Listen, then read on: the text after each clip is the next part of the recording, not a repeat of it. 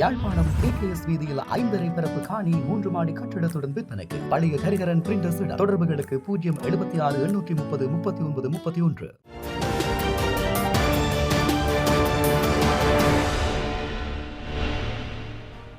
செய்திகளுக்கு அப்பால் நிகழ்ச்சியில் மீண்டும் உங்களை சந்திப்பதில் மகிழ்ச்சி. வணக்கம். நேற்று முன்தினம் ஒரு விடயம் இடம்பெற்றிருந்தது. பலரும் அந்த விடயத்தை ஒரு சம்பவமாக அல்லது ஒரு வெறும் செய்தியாக கடந்து சென்று விட்டார்கள். ஆனால் அதற்குள் இருக்கக்கூடிய உண்மையான அர்த்தங்கள் தொடர்பில் யாரும் பெரிய அளவிலே மிக நுட்பமாக பார்க்கவில்லை. அந்த வகையில் பார்க்கின்ற போது சாவகச்சேரி நகர சபையின் உபதவிசாளர் தெரிவு இடம்பெற்றிருந்தது.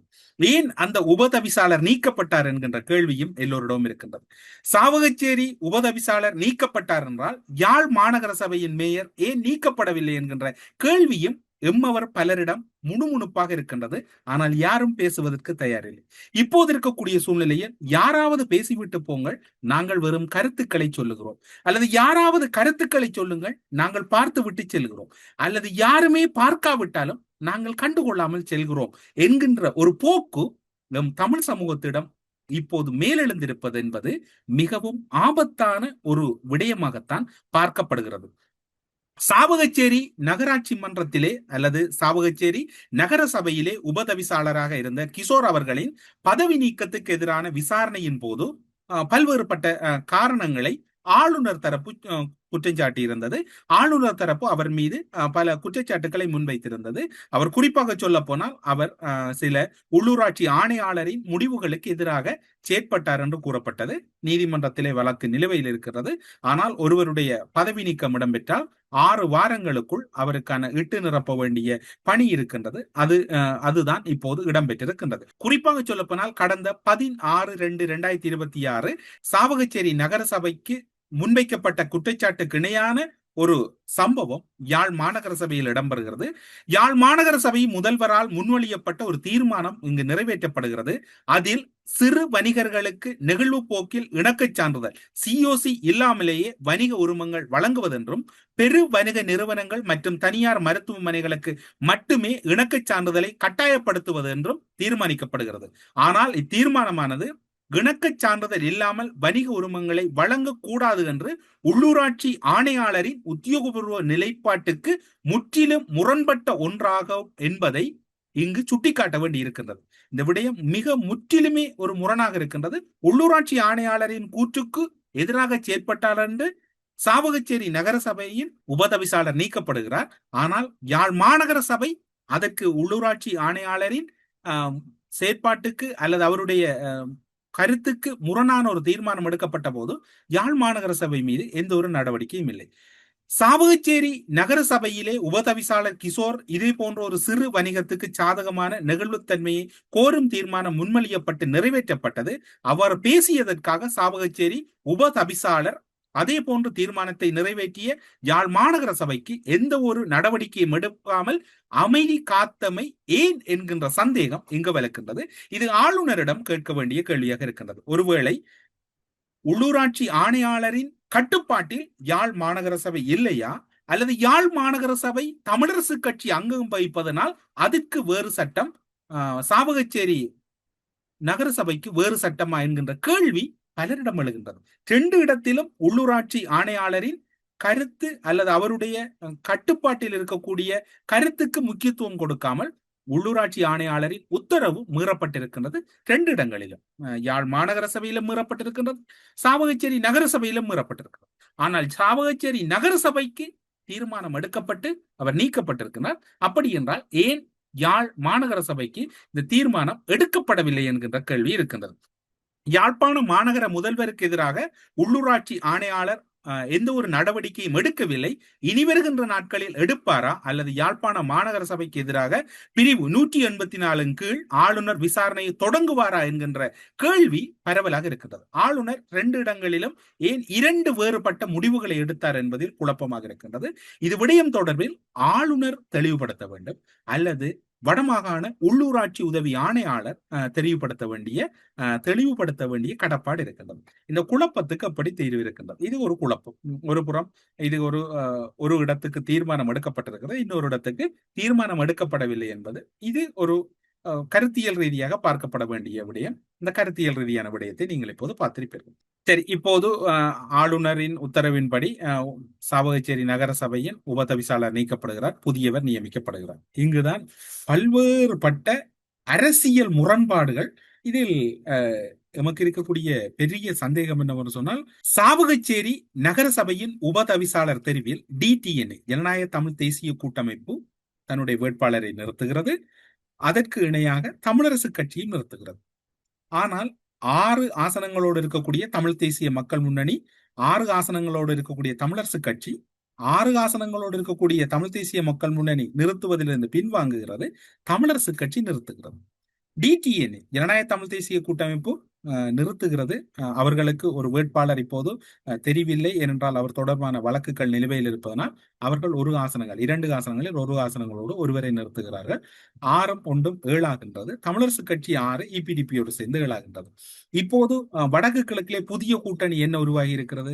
தமிழரசு கட்சிக்கும் ஜனநாயக தேசிய கூட்டமைப்புக்கும் தேனிலவில் இருக்கின்றது. அந்த தேனிலவில் இருக்கின்ற போது சுமந்திரனுடைய அந்த சிறப்பான செயற்பாட்டை பாருங்கள். நீங்கள் எங்களோடு கூட்டணி தான், ஆனால் சுமந்திரன் தன்னுடைய கொள்கைக்கு முரணாக செயற்படுகிறார். அவர் கூறினார் என்ன? யார் பெரும்பான்மையாக இருக்கிறார்களோ அவர்களுக்கு ஆதரவாக. இந்த தெரிவு இடம்பெறுவதற்கு முதல் நாள் கஜேந்திரகுமார் பொன்னம்பலம் ஒரு சமூக வலைத்தளத்தில் ஒரு பதிவிடுகிறார். சாவகச்சேரி நகரசபையின் உபதவிசாளரின் பதவி வெறிதாகியமையும் நகரசபை உறுப்புரிமையும் நீக்கப்பட்டமையும் வடமாகாண ஆளுநரின் ஜனநாயக விரோத செயற்பாடு என்று குறிப்பிட்ட அவர், நாளை நடைபெற உள்ள சாவகச்சேரி நகரசபைக்கான புதிய உபதவிசாளர் தெரிவில் பாதிக்கப்பட்ட தரப்பாக உள்ள ஜனநாயக தமிழ் தேசிய கூட்டமைப்பு எடுக்கும் நிலைப்பாட்டை ஆதரித்து தமிழ் தேசிய பேரவை, அதாவது தமிழ் தேசிய மக்கள் முன்னணி, தமிழ் தேசிய பேரவை அந்த முடிவில் ஒத்து செல்லும் என்று கூறப்படுகிறது. அப்படி என்றால் ஜனநாயக தமிழ் தேசிய கூட்டமைப்பு சங்கு சின்னத்திலே போட்டியிட்டவர் ஒருவரை நிறுத்துகிறது அந்த கூட்டணி. ஆனால் இந்த இடத்திலே சுமந்திரன் ஒரு தர்மத்தின் அடிப்படையில் எப்படி செயற்பட்டிருக்க வேண்டும்? கடந்த காலங்களிலே சில விமர்சன ரீதியான கருத்துக்கள் இருக்கிறது, எதிரும். ஆனால் இப்போது அவர்களுடைய கூட்டணியில் இருக்கக்கூடியவர்களை அவர் ஆதரித்திருந்தால் உண்மையில் அவர் ஒரு கூட்டணி தர்மத்தோடு செயற்படக்கூடியவர் என்று கூறலாம். ஆனால் அவர் இதில் ஒரு விடயத்தை தெளிவாக கூறியிருக்கிறார். நான் எடுப்பது மட்டும்தான் முடிவு, என்னை மீறி இங்கு யாரும் செயற்பட முடியாது. இது சுரேஷ் பிரேமச்சந்திரனும் புரிந்து கொள்ள வேண்டும், செல்வம் அடைக்கலனானும் புரிந்து கொள்ள வேண்டும், சித்தார்த்தனும் புரிந்து கொள்ள வேண்டும், ஜனநாயக போராளிகள் கட்சியும் புரிந்து கொள்ள வேண்டும். இந்த விடயத்தை இந்த இடத்திலே பார்க்க வேண்டிய விடயம் என்னவாக இருக்கிறது என்றால், எல்லோருக்கும் அவர் ஒரு செய்தியை தான் கூறியிருக்கிறார். இவங்கள் அத்தனை பேரையும் அவர் தமிழ் தேசிய கூட்டமைப்பாக வைத்து பயணித்தார். சுரேஷ் பிரேமச்சந்திரன் தோல்வியுற்ற போது கூட என்ன இடம்பெற்றது என்று உங்களுக்கு தெரியும். சாவகச்சேரி தேர்தல் முடிவு என்பது சுமந்திரனை பொறுத்தவரையில் EPDPயோடு இருக்கக்கூடிய அந்த நல்லுறவு கூட ஏனைய தமிழ் தேசிய கட்சிகளோடு இல்லை என்பதை அவர் மீண்டும் ஒரு முறை கூறியிருக்கிறார். இதற்கு பிறகும் அவர்கள் அவரோடு இருப்பார்கள் என்றால் இவர்கள் உண்மையில் சுமந்திரனின் அடிமைகள் என்று கூறுவதற்கு எந்த ஒரு வேற்றி சொல்லும் இல்லை அல்லது மாற்றி சொல்லும் இல்லை என்றுதான் கூற வேண்டும். இப்போது பல பழைய காணொளிகளை பார்க்கக்கூடியதாக இருந்தது. அதில் குறிப்பாக சுமந்திரன் ஒரு காணொளியிலே கடந்த காலங்களிலே பேசுகின்ற போது கூறுகின்றார், கொள்கை அடிப்படையில் இவரும் பிரிந்து போகவில்லை. கஜேந்திரகுமார் பொன்னம்பலத்தை பொறுத்தவரையில் அவர் கொள்கை ரீதியாக பிரிந்து போனவர் அல்ல. அவர் பத்மினிக்கு ஆசனம் கேட்டார், கஜேந்திரகுமாருக்கு ஆசனம் கேட்டார், அதனால் தான் அவர் பிரிந்து போனார். அது மட்டுமா, அவர் அந்த காணொலியில இன்னும் ஒன்றையும் கூறுகின்றார். ஏனென்று சொன்னால், இப்போது ஜனநாயக தமிழ் தேசிய கூட்டமைப்பு சங்கு சின்னத்தில் இருக்கக்கூடிய தலைவர்களுக்கு ஒரு முன்னெச்சரிக்கை, அவர்களுக்கு ஒரு தற்காப்பு நடவடிக்கைக்கு தான் இந்த கருத்து பகிரப்படுகிறது. அவர் சுரேஷ் பிரேமச்சந்திரனை பார்த்து கூறுகின்றார், 2015ஆம் ஆண்டு தேர்தலில் தோல்வியுற்ற பின்னர் தேசிய பட்டியல் கேட்டார். அவரை விட அதிகமான வாக்குகள் பெற்ற அருந்தவ பாலன் அந்த இடத்தில் இருந்தார். எப்படி இவருக்கு கொடுப்பது? தோல்வியுற்ற ஒருவர் எப்படி இருப்பது? அதனைத்தான் அவர் கூறினார். தோல்வியுற்ற ஒருவர் கட்சியின் பேச்சாளராகவும் இருக்க முடியாது என்று. ஆனால் இன்றும் அந்த கட்சியினுடைய இன்று தமிழரசு கட்சி, தமிழ் தேசிய கூட்டமைப்பாகத்தான் தமிழரசு கட்சி சுரேஷ் பிரேமச்சந்திரன் வெளியேறிய போதும் இருந்தது. ஆனால் அதன் பின்னர் ஒரு தோல்வியுற்ற போதும் இப்போதும் அவர்தான் பேச்சாளராக இருக்கின்றார். ஆனால் தோல்வியுற்ற ஒருவருக்கு நாடாளுமன்ற ஆசனம் வழங்க முடியாது என்றார். ஆனால் அதிக ஆசனங்களை பெற்றவர் இருக்கின்ற போது எப்படி சுரேஷ் பிரேமச்சந்திரனுக்கு வழங்கலாம் என்று கூறிய சுமந்திரனிடம் ஒரு கேள்வி, வன்னி மாவட்டத்திலே வைத்தியர் சத்தியலிங்கத்தை விட அதிகளவான வாக்குகளை பெற்றவர் முன்னணியில் இருக்கின்ற போது எந்த விஞ்ஞான பூர்வமான அடிப்படையில் சத்தியலிங்கத்துக்கு நீங்கள் ஆசனத்தை வழங்கினீர்கள் என்கின்ற கேள்வி பொதுமக்களிடம் இருக்கின்றது. அது மட்டுமல்ல, சுரேஷ் பிரேமச்சந்திரனுடைய போக்கு என்பது தம்பிக்கும் ஆசனம் கேட்டவர், அவருக்கு தேசிய பட்டியல் கேட்டார், தம்பிக்கும் கேட்டவர். தம்பிக்கு கேட்டது என்று நான் கூறவில்லை, சி.வி. விக்னேஸ்வரன் கூறினார் என்று சுமந்திரன் கூறிய பின்னர் இந்த இவர்களுடைய முகத்திரையை கிழிக்க வேண்டும் என்று அவர் 2020ஆம் ஆண்டு தேர்தலிலே கேட்கின்றார்.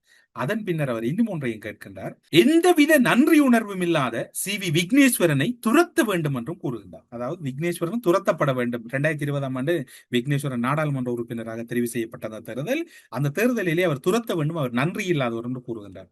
இந்த இடத்திலே எமக்கும் ஒரு சிரிப்பான விடயமாக இருப்பது என்னவென்று சொன்னால், 2020ஆம் ஆண்டு தேர்தலிலே ஸ்ரீதரன் இல்லை என்று சொன்னால் சுமந்திரனுடைய நிலைமை படுமோசம். அல்லது அந்த தேர்தலிலே ஸ்ரீதரனின் வீட்டுக்கு சென்று மடிப்பிச்சு ஏந்தித்தான் சுமந்திரன் அந்த தேர்தலில் வெற்றி பெற்றார். அப்படி என்றால் 2024ஆம் ஆண்டு தேர்தலில் ஸ்ரீதரனுக்கு செய்த நன்றி மறந்த செயலுக்காக யாழ் மக்கள் அவரை துரத்தி விட்டார்களா, அல்லது 2024ஆம் ஆண்டு காலப்பகுதியில் இடம்பெற்ற உள்ளூராட்சி சபை தேர்தலில் மக்கள் துரத்தி விட்டார்களா என்கின்ற கேள்வியும் இருக்கின்றது. ஏனென்று சொன்னால், இவர் கூறுகின்றார் விக்னேஸ்வரனை துரத்த வேண்டும் என்கின்றார். நன்றி மறந்த விக்னேஸ்வரனை துரத்த வேண்டும் என்றால் ஸ்ரீதரன் செய்த நன்றியை மறந்த சுமந்திரனை மக்கள் மறந்து விட்டார்களா அல்லது துரத்தி விட்டார்களா என்கின்ற அரசியல் ரீதியான ஒரு பார்வையும் இருக்கின்றது என்று இந்த இடத்திலே கூறிக்கொள்ள வேண்டியிருக்கிறது. இவற்றையெல்லாம் எப்படி கூறுவீர்கள்? பாருங்கள், சுமந்திரன் கூறிய காணொலியை முழுமையாக பாருங்கள். இன்றைக்கு எங்களுக்கு மாற்று அணிகளாக இருக்கிற ஒவ்வொருவரும், டக்ளஸ் தேவானந்தாவை தவிர மாற்று அணிகளாக வந்திருக்கிற ஒவ்வொருவரும் தமிழ் தேசிய கூட்டமைப்பில் இருந்து பிரிந்து போனவர்கள். கொள்கை அடிப்படையிலே எவரும் பிரிந்து போகவில்லை. திரும்ப சொல்லுங்க, கொள்கை அடிப்படையிலே எவருமே பிரிந்து போகவில்லை. 2010ஆம் ஆண்டு சரத் பொன்சேகாவுக்கு ஆதரவு தெரிவிப்பதாக தமிழ் தேசிய கூட்டமைப்பு முடிவெடுத்த போது தமிழ் தேசிய கூட்டமைப்பின் பங்காளி கட்சிகள் ஒன்றின் தலைவராக கஜேந்திரகுமார் பொன்னம்பலம் இருந்தார். அவரும் சேர்ந்துதான் அந்த முடிவை எடுத்தார். 26ஆம் தேதி அந்த தேர்தல் நடந்தது. அதற்கு பிறகு பொது தேர்தல் வருகிற போதுதான், பிப்ரவரி நடுப்பகுதியிலே தான் அவர் விலகி போனார். விலகி போனதுக்கான காரணம் ஆசன பங்கீடு, எல்லாருக்கும் தெரிந்த விஷயம். பத்மினிக்கும் கஜேந்திரனுக்கும் சீட் கொடுக்கணும், அதுவும் முதல் நாள் இணங்கினது. அவர்களுக்கு 2 ஆசனம் யாழ்ப்பாணத்திலே, அது திரு விநாயகமூர்த்திக்கும் திரு கஜேந்திரகுமார் பொன்னம்பலத்துக்கு என்று இணங்கி கூட்டம் முடிவடைந்து அவர் இணங்கி போனவர். அடுத்த நாள் வந்து பத்மினி சிதம்பரனாருக்கும் கஜேந்திரனுக்கும் ஆசனங்கள் கொடுக்க வேண்டும் என்று கேட்டு அதிலே விலகி போனவர். பாராளுமன்ற ஆசனங்களுக்காக விலகி போனவரே தவிர எந்த கொள்கைக்காகவும் விலகி போனவர் அல்ல அவர்.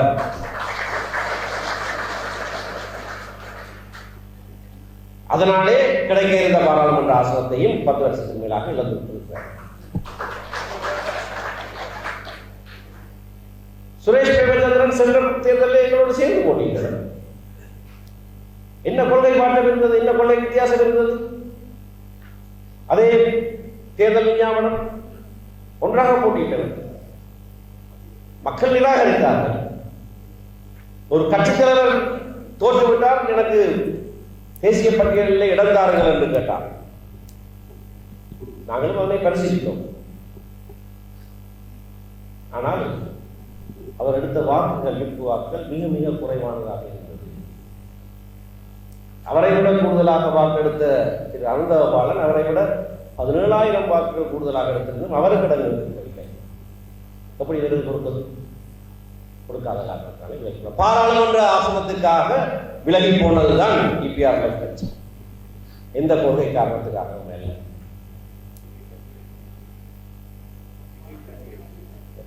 அதற்கு முதல் அவருக்கு இருந்த கோபம், மாகாண சபையிலே முதலாவது மாகாண சபை அமைச்சர் வாரியம் உருவாக்கப்பட்ட போது தன்னுடைய தம்பிக்கு கல்வி அமைச்சர் பதவி கேட்டார். அதை திரு விக்னேஸ்வரன் கொடுக்கவில்லை. திரு விக்னேஸ்வரனோடு முதலாவது தடவையாக அப்பொழுது ஆளுநராக இருந்த சந்திரசிறி அவர்களுடைய இல்லத்துக்கு நான் தான் போயிருந்தேன். போய்விட்டு வெளியே வருகிற போது ஒரு ஊடகவியாளர், உங்கள் ஒருவர் தெரியாது, ஒரு ஊடகவியாளர் வந்து கேட்டார், சுரேஷ் பிரேமச்சந்திரன் உங்களை பற்றி விமர்சனம் செய்கிறார் என்று சொன்னபோது உடனடியாக திரு விக்னேஸ்வரன் சொன்ன பதில், தம்பிக்கு அமைச்சு பதவி கேட்டார், நான் கொடுக்கவில்லை, அதனால தான் நான் அப்படி சொல்லுகிறார். நான் பக்கத்தில் நின்றேன். இன்றைக்கு 2 பேரும் ஒன்றாக சேர்ந்து எங்களோடு கொள்கையிலே மாறுபட்ட இதற்கெல்லாம் பதில் நீங்கள் தான் கொடுக்க வரும். இதுக்கெல்லாம் பதில் நீங்கள் தான் கொடுக்க வரும். இந்த தேர்தலில் இந்த முகத்திரைகளை கிழித்து எறிய வேண்டும். பச்சையாக பொய் சொல்லிக்கொண்டு மக்கள் மத்தியில் திரிகிறவர்களுடைய முகத்திரை கிழிக்கப்பட வேண்டும். விசேடமாக எந்தவித நன்றி அறிதலும் இல்லாத விக்னேஸ்வரனை சுரத்த வேண்டும். அதன் பின்னர் இப்போது பொதுவாக பேசப்படுகின்ற விடயம் இந்த இபிடிபி அல்லது இபிடிபியோடு கூட்டு சரியா பிழையா? சிவிகே சிவஞானம் ஒரு விஞ்ஞான விளக்கம் கூறுவார். சுமந்திரன் அதனை தத்துவார்த்த ரீதியாக கணக்கியல் ரீதியாக கூறுவார். இவையெல்லாம் சரியா என்கின்ற கேள்வி இருக்கிறது. எந்த கட்சிக்கு சபைகளில் அதிகூடிய ஆசனம் உள்ளதோ அந்த கட்சிக்குத்தான் ஆதரவு என்பது சுமந்திரனுடைய விஞ்ஞான பூர்வமான ஒரு கருத்தாக இருக்கின்றது. அப்படி என்றால் சாவகச்சேரியில் 6 ஆசனங்கள் தமிழ் தேசிய மக்கள் முன்னணி, 1 ஆசனத்தோட ஜனநாயக தமிழ் தேசிய கூட்டமைப்புக்கு ஆதரவு கொடுத்தால் அது 7 என்றால் அதற்கு சுமந்திரன் ஆதரவு கொடுத்திருந்தால் இந்த கூற்று சரி. ஆனால் இதில் அவர் பிழைவிடுகிறார். இது தமிழ் தேசிய கட்சிகளோடு செய்கின்ற முடிவு அல்ல. இது அந்த கட்சிகளோடு மட்டும்தான் இந்த கூட்டெல்லாம் இல்லை. யாரோடும் தமிழ் தேசிய கட்சிகள் என்பது இங்கு இல்லை. தமிழ் தேசிய கொள்கைகளை விட்டு விலகி இருக்க காரணம் என்பது அதாவது தமிழ் தேசிய கட்சிகளை விட்டு விலகி இருக்கிறோம் என்று கூறுவது. ஆனால் வட மாகாணத்தில் மட்டுமா தமிழ் தேசிய கட்சிகளோடு கூட்டு இல்லை என்பது? கிழக்கு மாகாணத்தில் தமிழ் தேசிய மட்டுமா பேசுகிறீர்கள்? குறிப்பாக வடக்கில் டக்ளஸோடு ஆட்சி அமைக்க முடியும் என்றால் கிழக்கில் டிஎம்பிபியோடு ஆட்சி அமைப்பதில் என்ன முரண் இருக்கின்றது என்று நீங்கள் மெல்ல மெல்ல யாழ் மாநகர சபையில் இருந்தீர்கள். இப்போது சாவகச்சேரி நகர சபைக்கு வந்து விட்டீர்கள். அடுத்து வடமாகாண சபை தேர்தலில் உங்களோடு இருக்கக்கூடிய நண்டு சண்டுகளை எல்லாம் உதறிவிட்டு நீங்கள் இபிடிபியோடு தான் கூட்டணி அமைப்பீர்கள் என்பது எந்த மாற்றமும் இல்லை. அதற்கான அறிகுறிகள் தான் தென்பட்டு கொண்டிருக்கிறது. அதனை நீங்களும் நியாயப்படுத்துகிறீர்கள். உங்களுடைய கட்சியின் பதில் தலைவர் சிவிகே சிவஞானமும் மிகவும் தத்துவார்த்த ரீதியாக அதனை நியாயப்படுத்தி கொண்டிருப்பது ஊடகங்கள் வாயிலாக உறுதிப்படுத்தக்கூடியதாக இருக்கின்றது. எந்த கட்சிக்கு கூடுதல் ஆசனம் இருக்கிறதோ அந்த கட்சி ஆட்சி அமைக்க முடியும் என்றால் உள்ளூராட்சி சபைகள் அமைக்கின்ற போது ஜனநாயக தமிழ் தேசிய கூட்டமைப்பு தமிழ் தேசிய மக்கள் முன்னணிக்கு இடையில் உங்களுக்கு இடையில் விரிசல் இருந்தாலும் இப்போது நீங்கள் அந்த கூட்டணியில் அந்த ஜனநாயக தமிழ் தேசிய கூட்டமைப்போடு ஒரு கூட்டணியில் இருக்கின்றீர்கள். இந்த இடத்தில் கூட ஒரு உபதவிசாளரை நீங்கள் விட்டுக் கொடுப்பதற்கு மனம் இல்லை என்றால் அந்த கட்சி உங்களோடு எப்படி பயணிப்பது? இந்த கட்சியில் இருக்கக்கூடியவர்கள் சுயமாக முடிவெடுக்கிறார்களா அல்லது வேறு நாட்டு தூதரகங்களின் வற்புறுத்தலில் முடிவெடுக்கிறார்களா என்பது யாருக்கும் தெரியாது. ஆனால் இங்க இருக்கக்கூடிய கேள்வி, அன்று சுரேஷ் பிரேமச்சந்திரனுக்கு தேசிய பட்டியல் கொடுக்க சொன்ன போது அது கொடுக்க முடியாது என்றால் அருந்தவபாலன் அவரை விட அதிக ஆசனம் பெற்றார் என்று கூறினார். இன்று சாவகச்சேரி நகர சபையில் உபதவிசாளர் தெரிவு ஒரு பெரிய அதிகாரம் அற்ற ஒரு பொறுப்பு நிலை பதவியாக இருக்கின்ற உபதவிசாளர் பொறுப்புக்கு ஜனநாயக தமிழ் தேசிய கூட்டமைப்பு ஆளை நிறுத்துகிற போது இபிடிபியோடு சேர்ந்து அதனை தோற்கடிக்க முயற்சி செய்கிறார். திருவிளைச்சீட்டிலும் அவர் தோல்வியுற்ற ஒரு சூழ்நிலை இருக்கிறார். அப்படி என்றால் இது என்ன அரசியல் புரிதல் என்று யாருக்கும் புரியாது. என்றால் இப்போது எம்மில் இருக்கக்கூடிய தமிழ் தேசிய பரப்பில் இருக்கக்கூடிய பலர் மிக வேகமாக ஓடிக்கொண்டிருக்கிறார்கள். எல்லோரும் ரீல்ஸோடும் அல்லது நாளாந்தமாக விரைவு செய்திகளோடும் அல்லது தொடர்பில்லாத செய்திகள் அல்லது பரபரப்பு செய்திகளோடு ஓடிக்கொண்டிருக்கிறார்கள். ஒரு கட்டமைக்கப்பட்ட ஒரு சித்தாந்த ரீதியான தமிழ் தேசியம் நாளும் பொழுதும் அழிந்து கொண்டிருக்கிறது. இதை பற்றி யாரும் கவலைப்படுவது இல்லை. அல்லது அதை பற்றி கவலைப்பட்டால் இதில் என்ன பயன் நமக்கு இருக்கின்றது? நாம் உண்டு, நம்முடைய வேலை உண்டு, நாம் நல்ல பொறுப்பில் இருக்கிறோம், நம்முடைய பிள்ளை நல்ல பொறுப்பில் இருக்கிறது, நாம் வளர்ந்து விட்டோம், நாம் இவ்வளவு காலமும் பயணித்து விட்டோம், நாம் பேசிவிட்டோம், யாரும் கேட்கிறார்கள், இனி ஏன் பேச வேண்டும்? அதை யாராவது பார்த்து விட்டு போட்டோம். சுமந்திரன் என்ன கதைத்தாலும் பரவாயில்லை, நாங்கள் அதற்கு எதிர்வினை ஆற்ற தேவையில்லை என்கின்ற மனநிலையில் பலர் இருக்கின்றார்கள். இப்போது சுமந்திரன் இந்த கூட்டணி தொடர்பிலும் அல்லது தன்னுடைய கூட்டணி தர்மம் தொடர்பிலும் அவர் கூறிய காணொளியை நீங்கள் இப்போது பாருங்கள். அன்றைக்கு எடுத்த தீர்மானங்களிலே நாங்கள் ஒரு கோட்பாட்டை முன்வைத்திருந்தோம். அதாவது எந்தெந்த சபைகளிலே எந்த கட்சிக்கு அதிகூடிய ஆசனங்கள் இருக்கிறதோ, அவர்களுக்கு 50% மேற்பட்ட ஆசனங்கள் இல்லாவிட்டாலும் அதிகூடிய ஆசனங்கள் எந்த கட்சிக்கு இருக்கிறதோ அந்த கட்சி நிர்வாகத்தை அமைப்பதற்கு மற்ற கட்சிகள் ஆதரவளிக்க வேண்டும். இது 2018ஆம் ஆண்டிலே கூட நாங்கள் சொல்லியிருந்த ஒரு கோட்பாடு. இதனை நாங்கள் சொல்லுகிற போது இன்னொரு விடயத்தையும் தெளிவாக சொல்லியிருந்தோம். இது தமிழ் தேசிய கட்சிகளோடு மட்டும் நாங்கள் செய்கிற ஒரு விண்ணப்பம் அல்ல. அந்த கூட்டத்திலே பலர் கருத்து தெரிவித்தார்கள். கௌரவ ஸ்ரீதரன் விசேஷமாக ஸ்ரீலங்கா முஸ்லீம் காங்கிரஸோடு இது குறித்து பேச்சுவார்த்தை நடத்த வேண்டும் என்று கேட்டிருந்தார். தலைவர் ரவுஃப் ஹக்கீம் தன்னோடும் பாராளுமன்றத்தில் இதை குறித்து பேசியிருந்ததாக சொல்லியிருந்தார். ஆகவே நாங்கள் தமிழ் தேசிய கட்சிகள் என்ற சொற்பதத்தை உபயோகிக்காமல் தமிழ் பேசுகிற கட்சிகளோடு என்று ஒரு தீர்மானத்தை எடுத்து அன்றைக்கும் பகிரங்கமாக அதை அறிவித்தோம். அன்றைக்கு மட்டுமல்ல, அதற்கு பிறகு பல தடவைகளிலே அது சொல்லப்பட்டிருக்கிறது.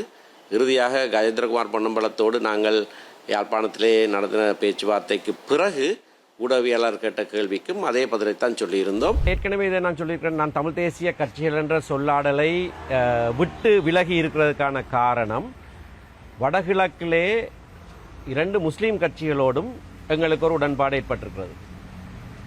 ஏற்கனவே ஸ்ரீலங்கா முஸ்லீம் காங்கிரஸோடு சில இடங்களிலே நாங்கள் ஒப்பந்தங்கள் கூட கைச்சாத்திட்டு இருக்கிறோம். வடக்கு கிழக்கு தமிழ் பேசும் ஒரு மாநிலம் என்ற அடிப்படையிலே தான் அந்த மாநிலத்திலே சமஷ்டி அதிகாரங்களை கோருகிற ஒரு கட்சி.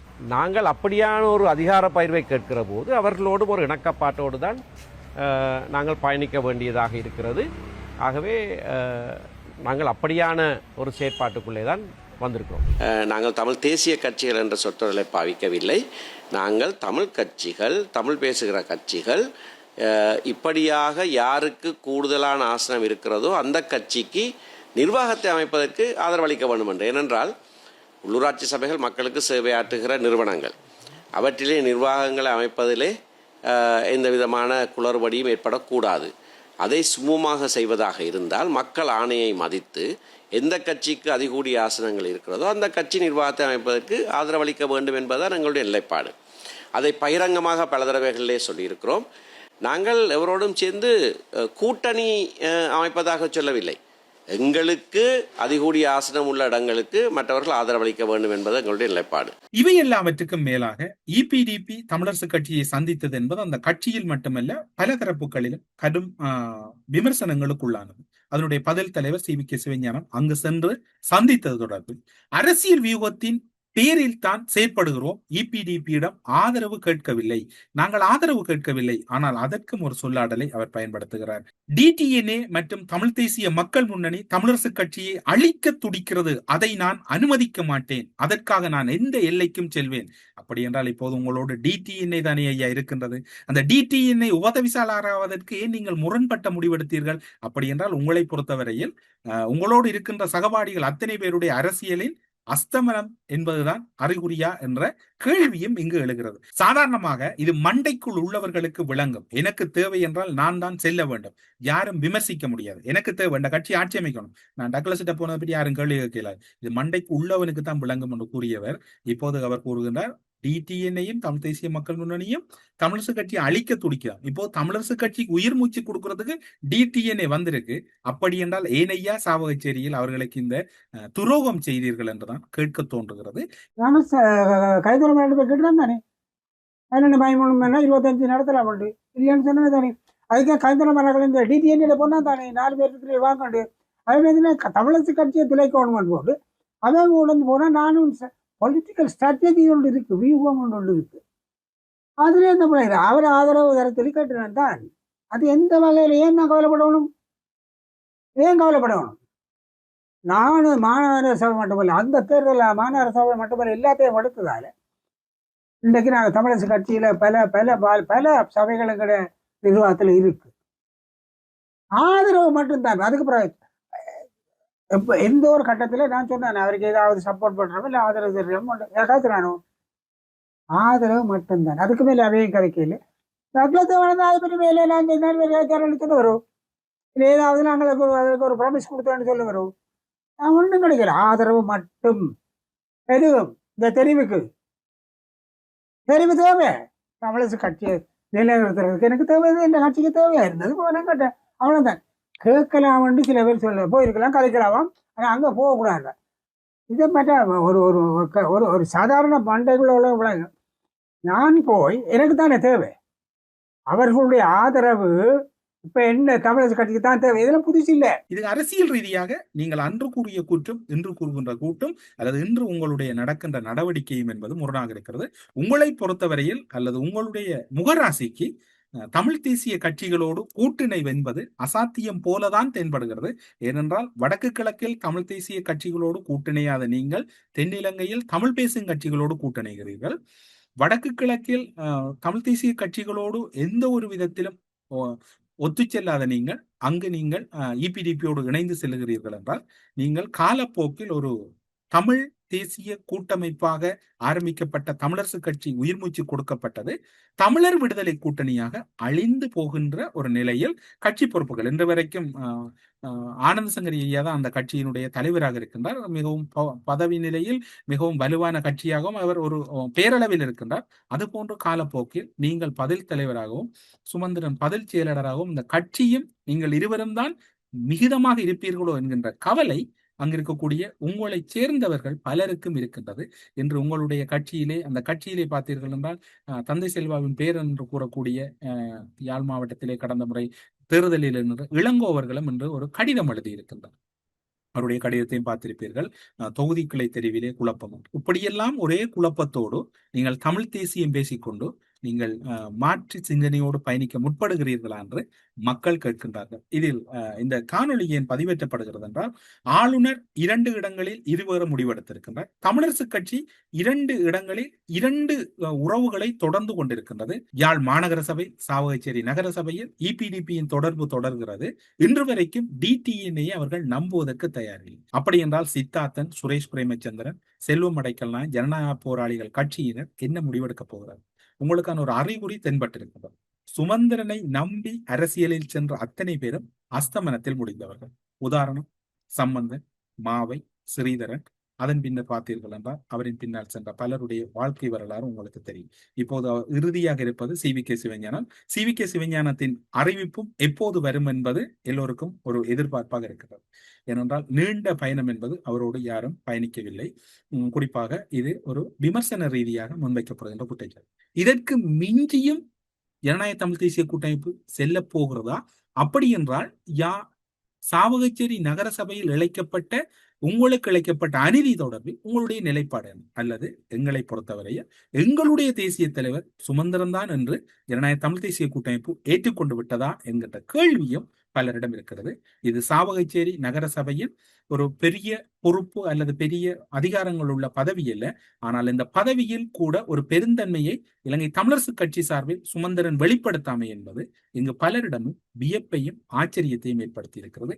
ஏன் எதுக்கு என்று தெரியாது. ஆனால் சுமந்திரன் அல்ல தமிழரசு கட்சியை பொறுத்தவரையில் வடமாகாணத்தில் இபிடிபியோடு கூட்டணி தொடரும் என்பது அவருடைய 2வது செயற்பாட்டில் வெளிப்பட்டு நிற்கின்றது.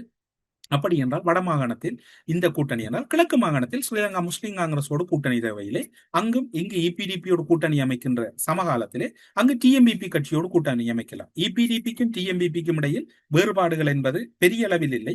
அவை வடமாகாணத்தை பிரதிநிதித்துவப்படுத்துகின்றன, இவை கிழக்கு மாகாணத்தை பிரதிநிதித்துவப்படுத்துகின்றன. அங்கு முஸ்லிம் காங்கிரஸோடு கூட்டணி தேவையில்லை. அங்கு நீங்கள் அவர்களோடு தொடரலாம் என்பது அங்கிருக்கக்கூடிய மக்களின் எதிர்பார்ப்பு. இது எமது எதிர்பார்ப்பு அல்ல, அங்கிருக்கக்கூடிய மக்களின் எதிர்பார்ப்பு. இருவரும் ஆயுத குழுக்களாக இருந்தவர், இருவரும் ஒட்டுக்குழு இருந்தவர்கள், இருவரும் அரசோடு இணைந்திருந்தவர்கள், இருவரும் மக்களுக்கு எதிராக இருந்தவர்கள். ஒரு தரப்போடு நீங்கள் உறவு பாராட்ட முடியும் என்றால் ஏன் மறுதரப்போடு உறவு பாராட்ட முடியாது என்பது இங்கு இருக்கக்கூடிய கேள்வி. அல்லது வடக்கில் ஒரு முடிவு, கிழக்கில் ஒரு முடிவை தமிழரசு கட்சி முன்னிலைப்படுத்துகிறதா என்கின்ற கேள்விகளோடு செய்திகளுக்கு அப்பால் நிகழ்ச்சியிலிருந்து விடைபெற்றுக் கொள்கிறோம். நன்றி, வணக்கம். யாழ்ப்பாணம் KKS வீதியில் 5 பரப்பு காணி 3 மாடி கட்டிடத்துடன் விற்பனைக்கு. பழைய ஹரிஹரன் பிரிண்டர்ஸ் தொடர்புகளுக்கு 076 830 39 31.